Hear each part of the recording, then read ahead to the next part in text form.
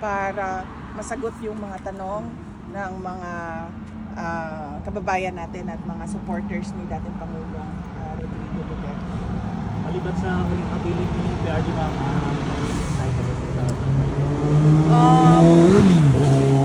well, hindi ko siya natanong, sorry. Hindi ko siya natanong ngayon kung ano yung mensahe niya sa taong bayan. But, sorry may na-discuss kami kanina. Ano ba yung na-discuss namin? Sorry, nakalimutan ko na. Medyo mahaba kasi yung 1 hour and 30 minutes. Tapos, bawal kasi magdala ng pen and paper doon. So, based on memory lang lahat. Well, yun. Try ko i-remember meron kami na pag-usapan kanina eh. Ano niya, parang message niya about life. Oh, it is interesting. Very philosophical. Yes. Question lang. Ngayon kasi sa Philippines, sinakalamity, especially in city, there's really a lot of times. So, mensahe po, ma'am, sa Philippines. Yes, oo. Napakahalaga, no? July is National Disaster Resilience Month. Napakahalaga na yung mga tao, alam nila kung ano yung mga posibleng kalamidad na sa lugar nila. Tulad ng pagbaha or kung merong malapit na bulkan sa kanila, mga earthquake o pagsabog ng bulkan. At syempre bagyo, merong mga areas na mas madalas ang bagyo sa atin doon sa Pilipinas. Yung mga pagbaha dahil sa pag-overflow ng kanilang mga drainage at kanilang mga sapa. Saan na yung sapa? Ilog. Oo. So, yun, dapat kailangan lahat ng bahay, alapin nila. Tapos, nakahanda din yun kung ano yung gagawin nila dapat pag dumating na yung sakuna, yung emergency, yung kalamidad. Tapos, kailangan din na napapag-usapan ng mga lahat ng nasa loob ng bahay kung ano ba yung kanya-kanyang role at ano yung kanya-kanyang gagawin. At mahalaga din na nakahanda yung kanilang emergency kit o yung go bag na tinatawag para pag nandyan na yung emergency, hilain na lang nila yung go bag at masecure sila for about 3 to 5 days, no, gamit yung go bag nila. At yung Office of the Vice President, andyan pa rin yung Disaster Operations Center namin. Ito yung in-institutionalize namin, no, sa loob ng OVP. Isa na talaga siyang center kung saan meron talagang mga tao na nakatutok sa mga emergencies and calamities, na naka-devolve din yung iba doon sa mga satellite offices namin sa iba't ibang probinsya para mas mabilis yung galaw nila. Yun nga lang, limited kami sa budget namin sa pamimigay namin ng disaster kits, no, at tulong. Kaya yung mga iba, meron tayong mga kababayan na gusto tumulong din. Sinasabihan namin sila na kung pwede, idiretso na lang nila doon sa local government unit at sa local disaster council kung saan sila gustong tumulong. So, disaster prone talaga ang Pilipinas. Kaya dapat din talaga malaki yung budget natin sa disaster risk reduction and mitigation, preparedness and response. Abis, ma'am, alam niyo, ma'am, kasi the other, hindi daw niya alam. I'm talking about. Well, I do not know. Kasi suppose... Masahig alam pa, no? Hindi kasi niya alam. VP, totoo ba yung sabi nila na ngayon sa Philippines yung deposit mo na mayroon ng 20% tax? Totoo ba yun? Bill pa ba siya o batas na? Batas na siya? Batas na siya. So, kung ano niyo po, ano yun siya? Yung capital o yung interest lang ang pagkukunan ng interest lang po? Okay, imagine, even though... So, wala ka ng interest, bali? Wala na! Basta sa tax. Ma'am, last question from you. Ano na pala? Last question from the Filipino. It is up to you to answer the question. If it's okay. I don't know if you have seen the presented document for September for the defense. If so, is it possible to share what is your opinion on the presented documents, the position of our defense? Yung sa confirmation, ma'am, of charges, no, sa September sa ICC, wala po akong anumang access sa documents ng lawyers. As sinabi ko po kanina, sinabihan po namin si Attorney Kaufman to make himself available sa Philippine media. In fact, not just sa Philippine media, sa lahat ng media outlets interested na magtanong tungkol sa kaso ni dating Pangulong Duterte. Thank you very much. Ma'am, bukas may ano po? Yes, opo. Unang-una, iniimbitahan ko lahat ng ating mga kababayan dito sa Hague at sa mga karatig lugar ng Hague sa the Netherlands na meron po tayong pagtitipon-tipon bukas. Ito po yung Free Duterte Now rally natin kung saan ipresenta natin ulit ito pala, naalala ko na. Naalala ko na kung ano sinabi niya. So, binanggit ko yung rally bukas. Tapos sabi niya, madami bang pumupunta? Sabi ko, kahit walang pumunta, ay magra-rally pa rin kami. Kahit walang makikinig sa amin, magsasalita pa rin kami. Wala kami pakialam kung may tao or walang tao na darating, magsasalita pa rin kami sa ginawa ng BBM administration at ng ICC at kung ano yung ginagawa sa kaso niya at sa kanya. At ang sabi niya, well, that is hindi thoughtful ang term na ginamit niya kanina eh. Pero ang message is, well, that is thoughtful. Yun yung. Pero hindi thoughtful ang ginamit niya na term kanina. Alimutan ko lang kayo. So yun. Next week, VP, may bisita pa rin kayo? Next week? Opo, meron ako. Monday, Tuesday, Wednesday. Monday, Tuesday ako and then Wednesday si Hanilet. Ano daw po ang reaction niyo na naging third nominee po ng Tingog Party List, yung asawa po ni Romualdez. At tatlo na po sila sa Congress. Anak na yung asawa tapos si Romualdez. Well,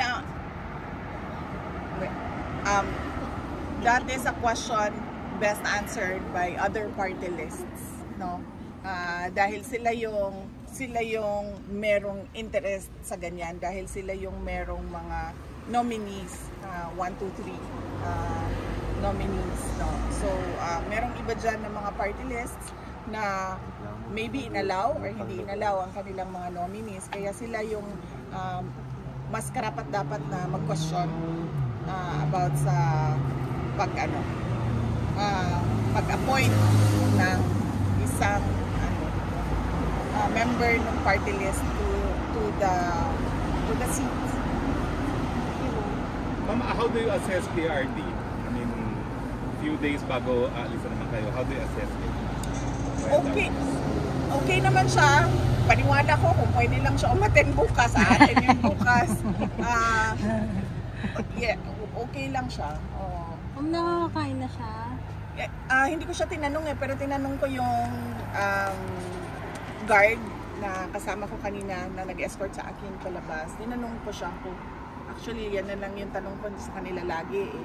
Pag lumalabas ako, pwede bang magdala ng pagkain para sa kanya? Kasi alam ko, sigurado ako, hindi lang niya binabanggit, namimiss talaga yung kanang munggus ba? Inununan. Munggus, inununan. At nagsabi na naman ulit na hindi daw pwede. Pero sige lang, tulad ng pagkagawa ng rally kahit walang tao, hindi rin ako mapapagod na makiusap kung pwede ba magdala ng pagkain. Baka dumating ang isang araw na magsabi na sila na oo, sige, magdala na ng pagkain.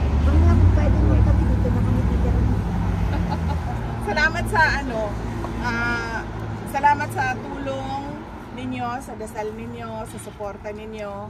Meron dito mga hindi tiga Netherlands, hindi tiga Hague, pero pumunta kayo dito, gumastos kayo ng pera para magpakita ng suporta kay dating Pangulong Duterte. Sabi ko nga, at yun din ang sabi ni Senator Amy, di ba? Pareho kami nang sinasabi. Hindi ito about the person eh. This is not about President Rodrigo Roa Duterte. This is about a Filipino that was illegally taken from his country and brought to another country to be for detention, to be in prison. One last question na lang. Nagtanong niyo ba kay Attorney Nicolas Hoffman yung picture? You still remember yung picture? Oo. Ni Tatay Digo? Nagsabi siya bawal daw sa mga lawyers na mag-release o kumuha man lang ng picture ng kanilang clients at pag ginawa niya daw yon ay baka tagalin siya as lawyer. Ma'am Sarah, this is a question as a fellow human being. Where do you get your strength to keep going every single day with all these issues, with all these problems? What keeps you going as a person? That is one matter as well that we discussed earlier with PRD, but not about the strength to go on. It was about life and death. And then I told him, because he was giving somehow last Duterte! somehow giving last wishes about what to do with his motorcycles, those kinds of things. And then I told him and about the cremation again. So I told him that it is not a problem with me because life and death is a matter of fact with me. Like say for example, nandiyan ka sa loob ng kulungan, that's a fact. So hindi ka na dapat, alam mo yun, do not wallow in pity, do not go on self-pity and depression and sadness. It's a matter of fact that I am here. So what am I gonna do here when I am inside? Maybe write a book, maybe exercise every day so that we get the figure that we want. Gajim po ka, ma'am. Inspirational. Diba? And then siguro maybe if it's allowed, then get another degree, another master's degree. I think it's possible, ma'am. Life and death is a matter of fact to me. So if I'm tired, I need to rest. If I'm hungry, I need to eat. It's like that with me. So yes. So I don't look at it as challenges or problems. I look at it as a way to create solutions. It's inspirational, ma'am. Oo. Yes, ma'am. On a lighter note, ma'am. Yes. Nasyak ba kayo na narinig niyo yung bangat-bangat sa ilalim ng tulay kahapon? Ikaw ba yun? Yes! Gumungaw si ma'am eh. Para bang nanaginip kayo? Grabe yung mga lokal na nakaupo dun sa likod namin, may cafe dun sa unahan. Nakatingin talaga sila sa akin. Kasi nakita ko, hi, from the Philippines. Gumaganyan kayo doon sa mga tao. Tapos sabi ko, ha, may Pilipino. Tapos dumungaw ako. Yung mga bot kasi nagbabay-babay. So, hi, we're from Philippines! Ayun. Madam, tungkol po doon sa huling statement ni BBM na open daw po ang palasyo para sa inyo at parang gusto niyo pang ipaliwanag na kung gusto niyo umani pa sumama sa kabinete niya. No comment. Sige po, okay lang po. Salamat po. Ikaw lang daw yung may formula para bumaba yung bigas. Meron ka daw formula, welcome daw. Oh, hindi naman ako ang nag-promise nun eh. Hindi ako nag-promise nung 20 na bigas. Atod karon, bagyan na tupad. Do we have first timers? First timers? Yes. Give them priority. First timer. Hello. Yung camera ko na lang. Kumusta? Shout out! Mabuhay! Ate, pahulam dyan kong 20 te, kagiing lakaw na si Melinte. Damihan mo lang.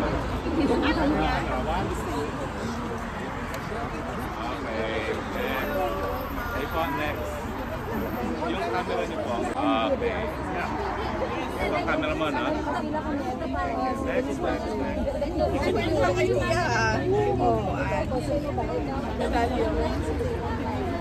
Hi, baby. Where the brothers? Go down. Who's the other brother? Is there?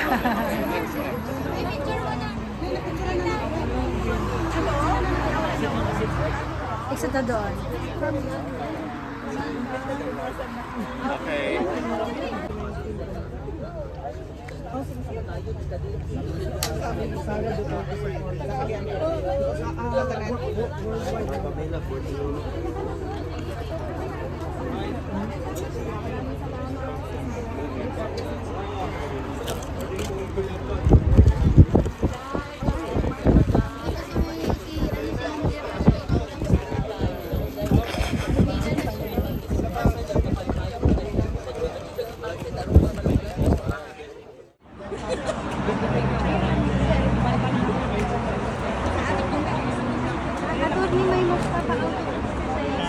Sa akin?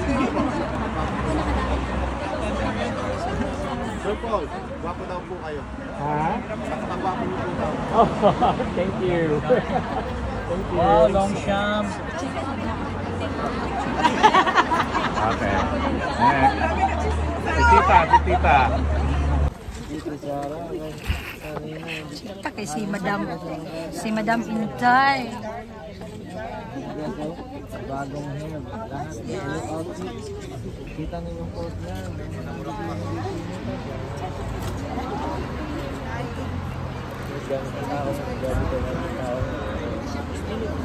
Mas maganda, pupunta dito.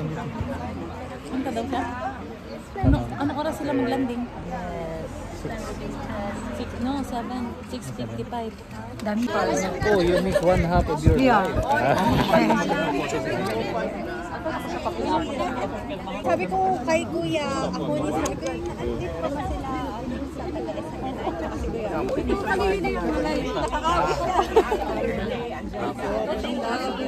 Picture lang rin. Okay. This is your camera, ha? This is your camera, no?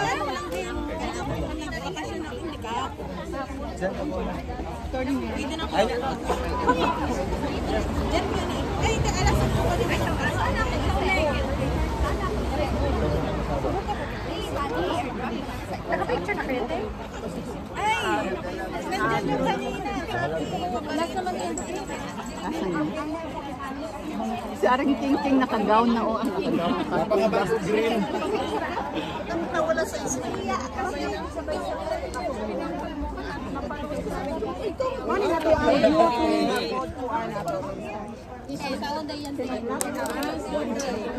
Ari King King! Yes. Ja! Africa ba na? Sub-Saharan ba? Sub-Sahara? Yes.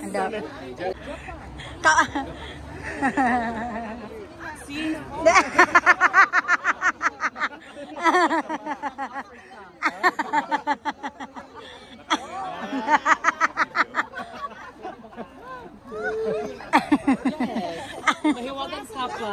Nag-viral na siya actually. Azuri. Lalo na magpa-viral ngayon. Yan. Wow! Ja! Ang taga-Bujol! Para sa mga taga-Buhol po siya, nag-represent niya ang mahiwagang Tabagog.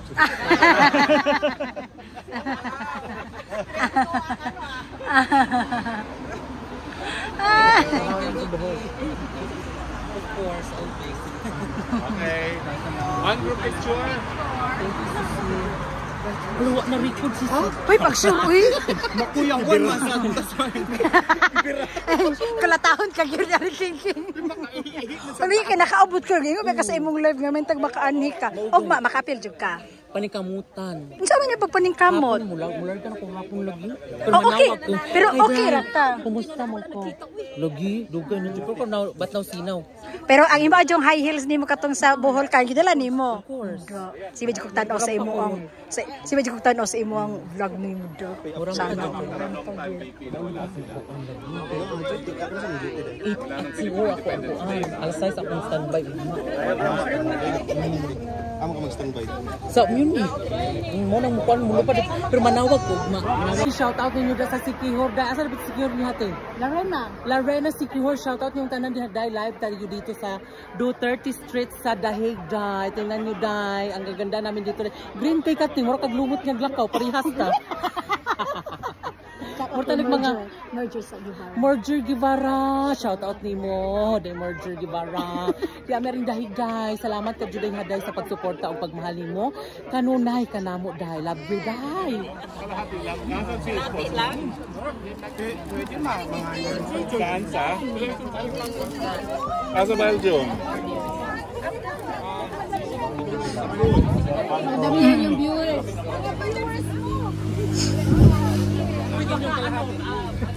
Ate. Kuyog tatihan? Oh, ay dili pa ko muuli. Oh, dili sa ta muuli. Kaon sa tate. Ngayon ko. Ang bugas ani. Ay, grabe ang mga Pinoy. Kaon na pod. Dili init di ate. Ade pili gamay. Init kaayo mo ang likod. Sorry ah. Yeah. Muna ni gingon te, nag-gym ko, nya gigutom. Okay ra na. Okay ra na. Kain. Pwede makikain. Ano ko diri? Mao ginaya ka niya. Alati tinuod jud ay to take atong 20% interest mo sa kwarta. Bito nakita na ko gahapon siguro ko. At tinuod na gyud ay kay ingon man ni paano ni attorney. Grabe ba no? Nakapok Isa o no? Isa. Kanya sa to pagtao na uli na si Sarah, si attorney. Okay ra pud nga na si attorney diri no. Di din siya mo uli dayon ba. Oo. 9 o'clock daw. What? 9 o'clock. 9 o'clock. Sa ano sa ICC? Pero sa ano sa Dami pa rin tao. Bye-bye. Salamat. Bye-bye po.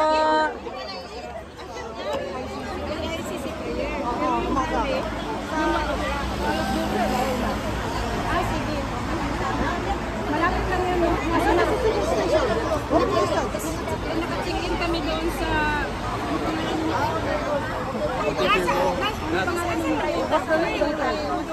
Dami pang tao. Sige. Shout out sa mga taga-Pagayan din.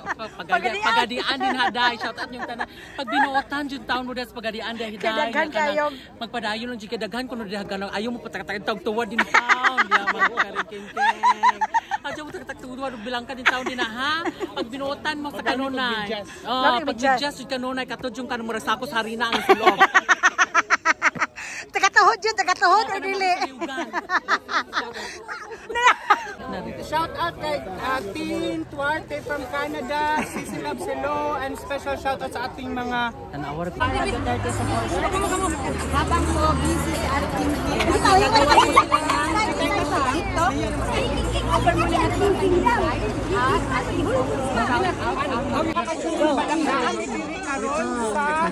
Gawas sa ICC Detention Center kung asa nakalinis sa Ligo. Many hours later.